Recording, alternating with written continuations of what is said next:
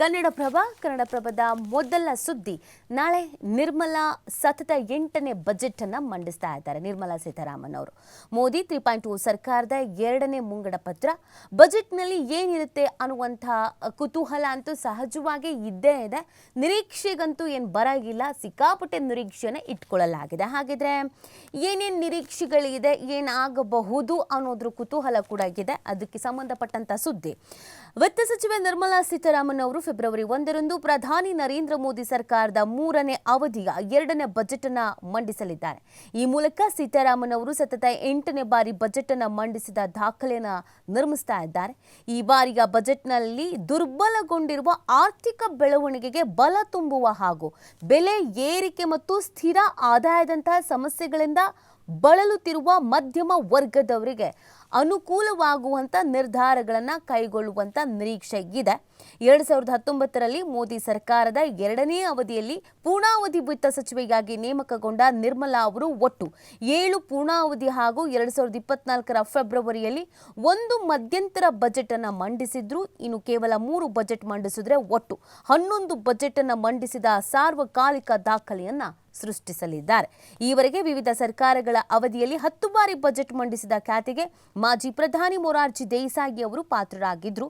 ಉಳಿದಂತೆ ವಿತ್ತ ಸಚಿವರಾಗಿದ್ದ ಪಿ ಚಿದಂಬರಂ 9 ಬಾರಿ ಹಾಗೂ ಪ್ರಣಬ್ ಮುಖರ್ಜಿ 8 ಬಾರಿ ಬಜೆಟ್ ಅನ್ನು ಮಂಡಿಸಿದ್ದಾರೆ. ಇನ್ನು ಷೇರುಪೇಟೆಯು ನಾಳೆ ಓಪನ್ ಆಗಿರುತ್ತೆ. ಫೆಬ್ರವರಿ 1ರಂದೇ ಬಜೆಟ್ ಮಂಡಿಸುವ ನಿಯಮ ಜಾರಿಗೆ ಬಂದ ನಂತರ ಶನಿವಾರ ಮಂಡನೆ ಆಗ್ತಿರುವ 2ನೇ ಬಜೆಟ್ ಇದು. ಸಾಮಾನ್ಯವಾಗಿ ಶನಿವಾರ ರಜೆ ಇರುವ ಷೇರುಪೇಟೆಯ ಕಾರ್ಯನಿರ್ವಹಿಸಲಿದೆ. 2020ರಲ್ಲೂ ಕೂಡ ಇದೇ ಥರ ಆಗಿತ್ತು. ಇನ್ನೇನು ನಾಳೆನೂ ಕೂಡ ಇದೇ ಥರ ಆಗತ್ತೆ. ಇನ್ನು ನಿರ್ಮಲಾ ದಾಖಲೆಗೆ ಇನ್ನು 3 ಬಜೆಟ್ ಬಾಕಿ ಇದೆ.